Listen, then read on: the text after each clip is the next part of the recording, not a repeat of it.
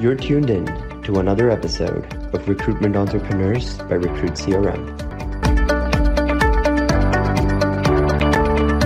Hey guys, welcome to another episode of Recruitment Entrepreneurs. And today I have with me David Bizer of Talent Fountain.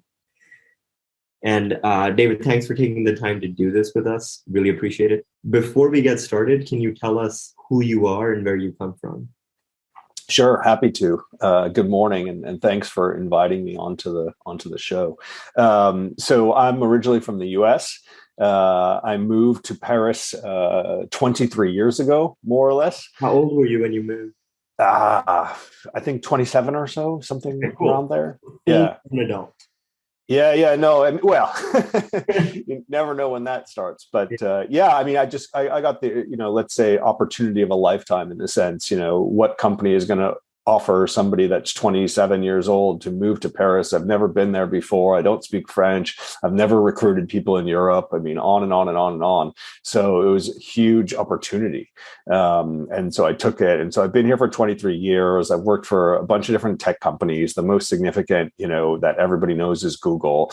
I was the first recruiter on the ground. We were 100 people in Europe in total. Did you sell your Google stock options? That's the most important question.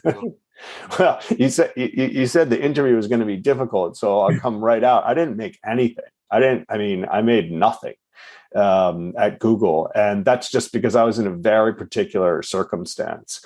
So is that like did they not do stock options at all for this? Oh, they did. But I joined like many recruiters at Google at the time, and I don't know how it is today, as a consultant, as a contractor. Got it. Right. So I had the shortest interview process in Google history. I talked to 2 people for a total of 45 minutes, I think.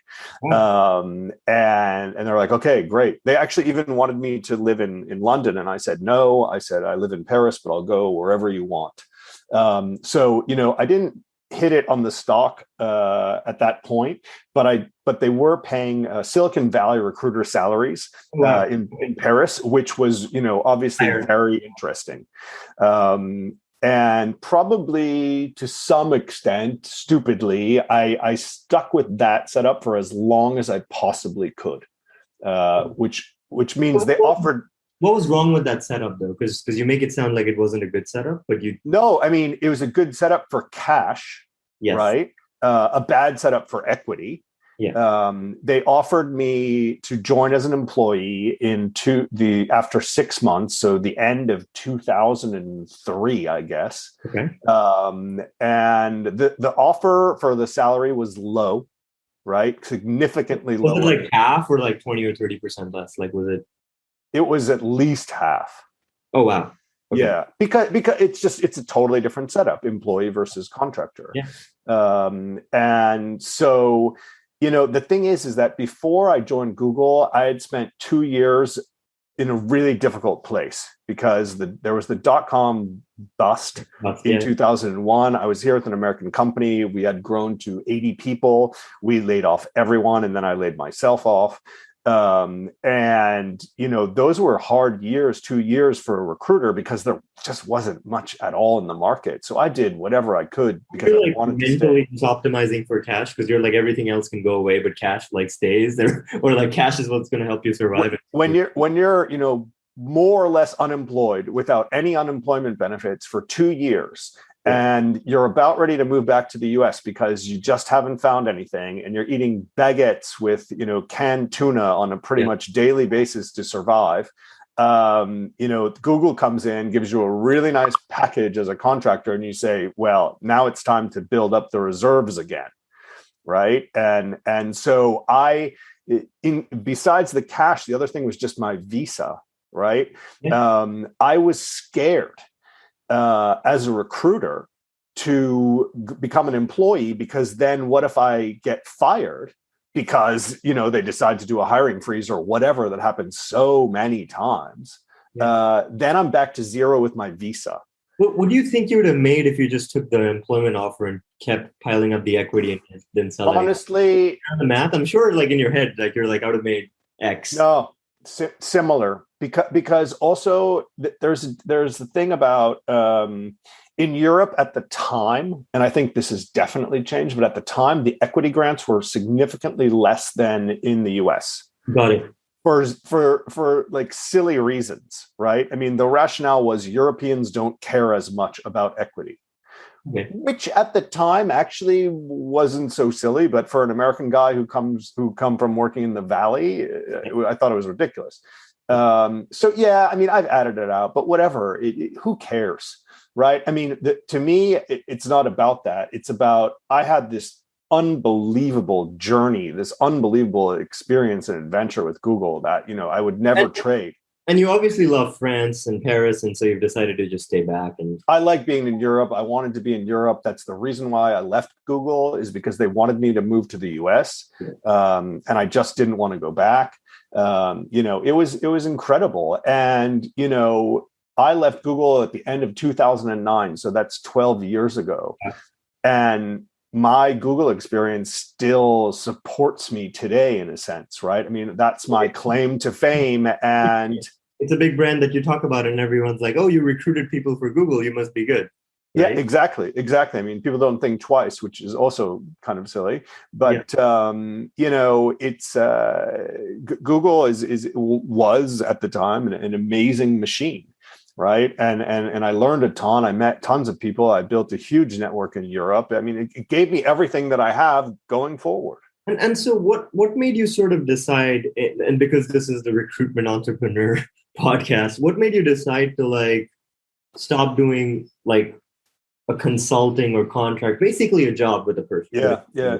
Structure, doing your own thing. I've always liked working with smaller companies, and I wanted to work with lots of different startups. And that was the way for me to get into it because, at the time, now you see heads of talent roles at VCs and things like that. We didn't have that at the time. And I actually got really lucky as I got an offer almost immediately after leaving Google to join an accelerator. And it was one of the first accelerators in Europe. Okay. So I did that for 3 years. It's called Hack Forward. It doesn't exist anymore. And so, we did that for 3 years. And then I just said, okay, this isn't working. So I'm going to turn on the recruitment shop. And that's what I've been doing ever since. Did you like save up a certain amount of money before you got started as a agency or headhunting firm or whatever? Like, did you just start it or did you plan it? Like, hey, I'm going to try to do this by myself. I've set aside 6 months or 12 months of expenses, which in France is 20,000 euros or 50, whatever it is. Did you do that or did you just? I was in a very good place in the sense that one, when you leave a company in France, after you've worked there for many years, there's a way to get like a package, an exit package. And how big is that? Like 6 months of pay, 2 months of pay, a year's worth of pay? Depends how you negotiate, but it can be between 6 to 18, 24. Oh wow, that's pretty aggressive, right? Isn't that like devastating for the company though? Like if everyone that's worked there for like 5 or 6 years quits. It's a game, it's a game, and I don't like it. And I think it's ridiculous, to be honest, and it shouldn't be allowed. It shouldn't happen. There's no real reason for it. That you've done, nothing wrong. The company has done nothing wrong to you. Yeah. So, why are they going to pay you to leave, right? I think actually my boss, who I have great respect for at the time, told me, I will not pay you to leave over my dead body, right? Yeah. And she was in the UK, right? So didn't maybe fully understand how things work in France. And the thing is if it's possible to do, and it's Google, right? You're not like killing the company by taking a package. But why is it even possible? Like why? Because it's the law. It's in the law, and basically, if you're not, if you have no performance issues or anything like that, and they take your job away, which is basically what was happening because they wanted me to move to the US and can't find me another job, then they're required to do that. And if they don't, then I, hire a lawyer and take them to court. And again, it's part of the game. I don't want to do that, but it's there for the taking, right? Wow. And so do you remember what that deal was like? Was it like a year's worth of pay? It was about a year, I think. I think Wow, and that must have been great, right? Because that's just yeah, of course. I mean, it's a cushion. I didn't want to work right away, right? I wanted to take time off. I busted my ass for 6.5 years, nonstop. And so I didn't want to start working right away. I had a job offer immediately to join another, growth company, head of talent. Then and I declined that, and I got the accelerator thing, right? And then I had people immediately calling me to do recruitment, right? So I had 5 clients just right off the bat. I didn't plan anything really in depth. And did you always, because before we started recording, right, you did tell me that you only do retainers. Is that how you got started, like from day one? Or it probably did success in the very beginning, just because maybe it feels more comfortable or not so aggressive or whatever. Maybe I need to prove myself. I don't know what, but I very quickly changed it. You're only doing retainers now. How many active retainers do you ever take at one point of time? So like right now, today, if I ask you, how many retainers do you have? Like right now? I have 7 or 8, which is high. So 7 or 8 live retainers that are going on. Yeah. And these are these for similar types of roles? No, I'm all over the place, right? I mean, pan-European, different types of companies, different types of functions. Today, just because that's how it turns out, I'm heavy on the product and engineering side, but other times... Honestly, if you were doing like 7 VP of engineering retainers, that's a lot easier to do than 7 different roles, right? Because you can for sure do the same candidates and for sure.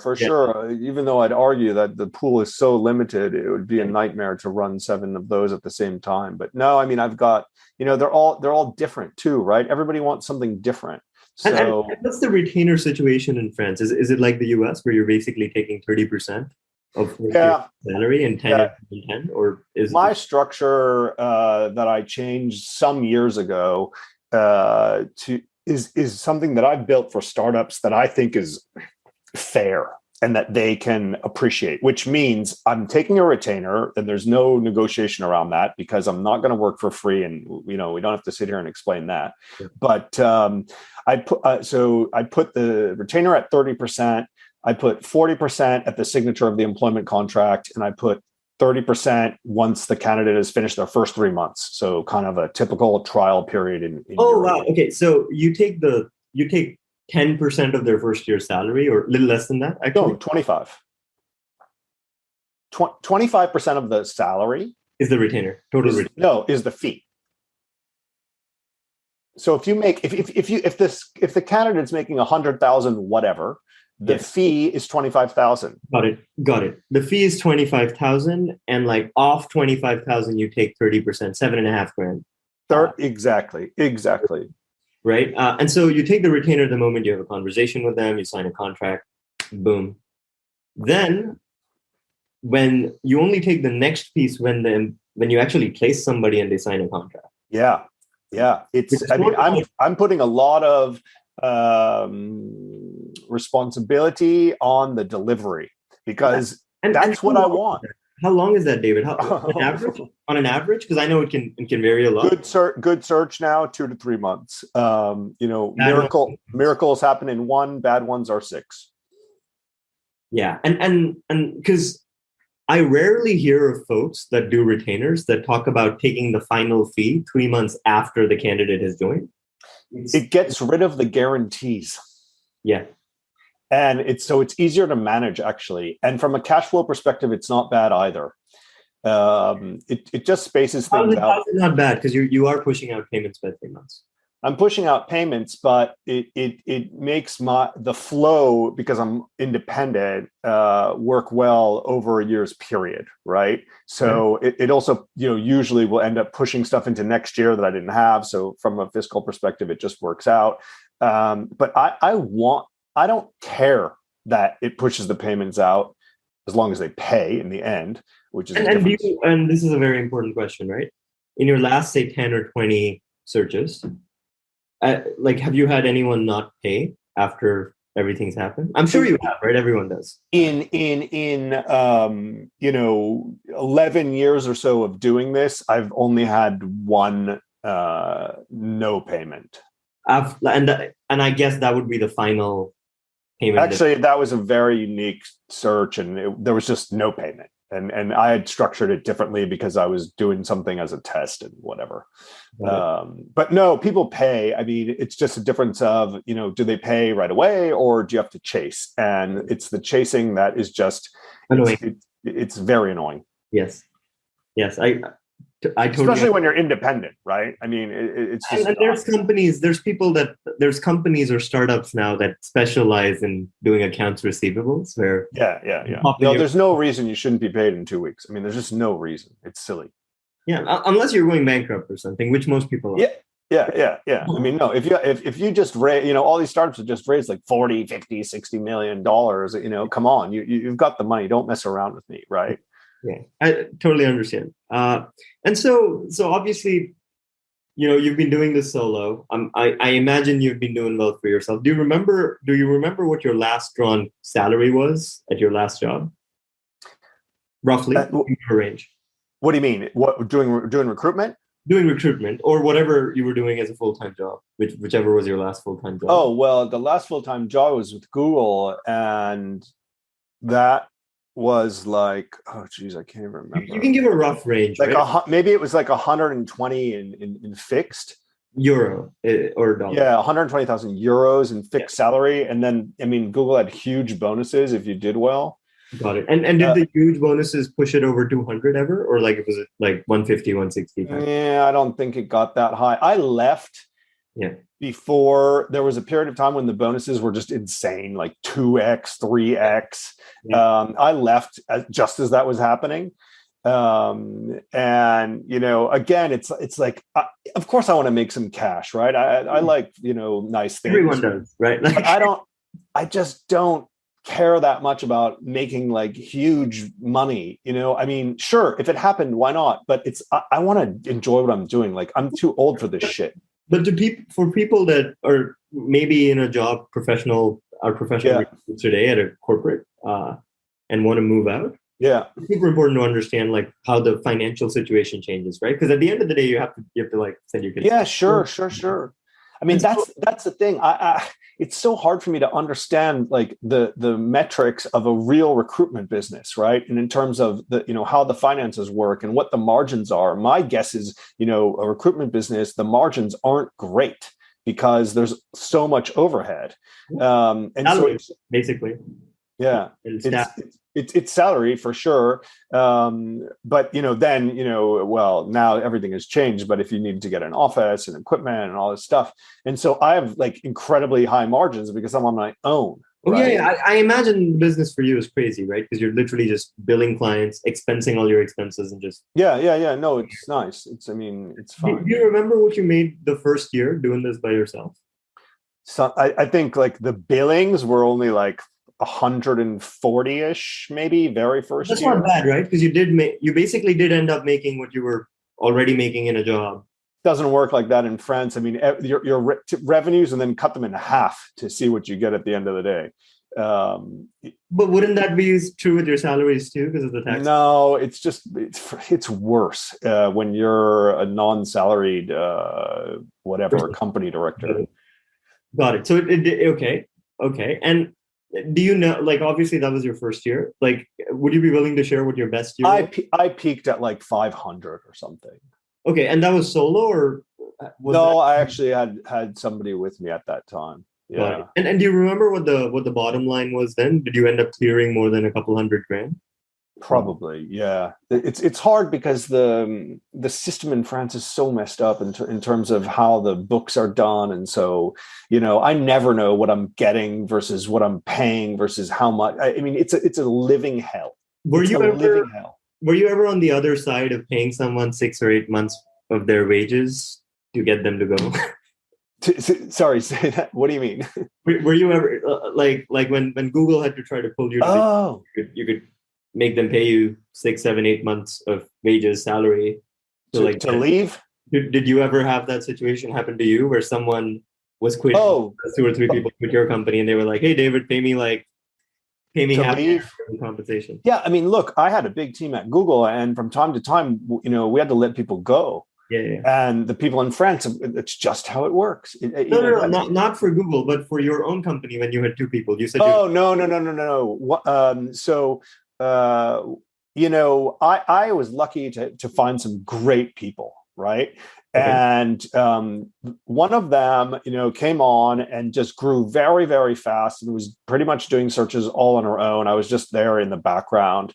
And she always wanted to build the company.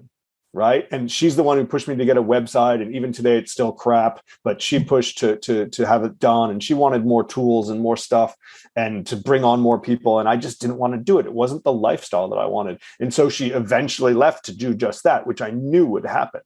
Right? Did she scale it up though? Did she? She's trying. I don't know. Okay. I don't have the details on what her business is like. I know that today anybody in recruitment has plenty of work, but I know that that's what she wanted to do, and she wanted to do more stuff with content. She wanted to do podcasts, have a blog, all this stuff, and I just don't want to do it. And David, outside of like obviously accounts receivables, which is a pain, what do you hate the most about your job? Sourcing. Sourcing candidates, right? Like you feel like a data monkey on your computer. It's ridiculous. It's just ridiculous. I mean, after this many years, I need to find a solution because I can't just keep banging my head against LinkedIn all the time. You'd probably hire a researcher. It's going to go that way. It's going to go that way at some point because you'll go crazy.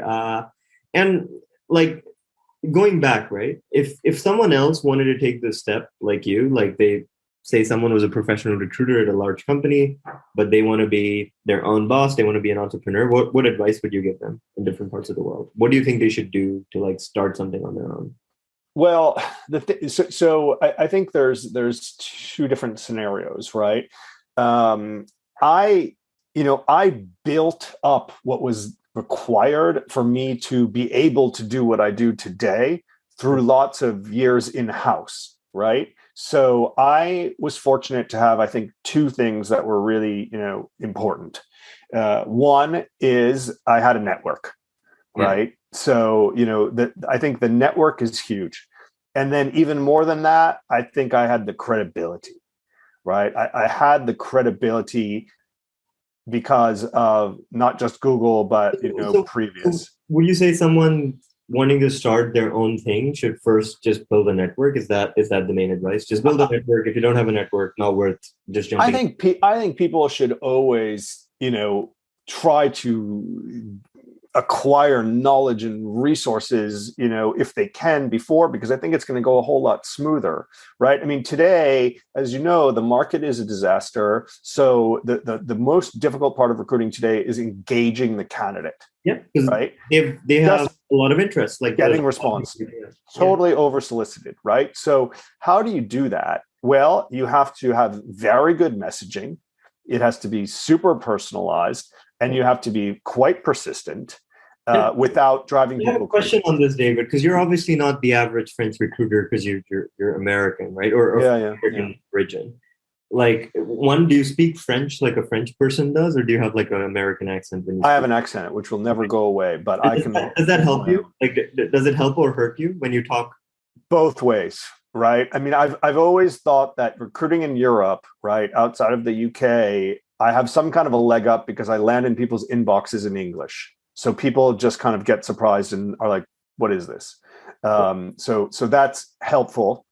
On the other side, I've never been able to really feel comfortable working with French companies, even though I am. There is a massive cultural difference between France and the United States in terms of business operations and the way people work. So for a long time, my clients were always outside of France. What do you think the biggest differences are? Do you think it's more intense, more relaxed? Like what? Well, no, it takes longer to make a decision. Okay. The way to sum it up very quickly is France is gray and the US is black and white.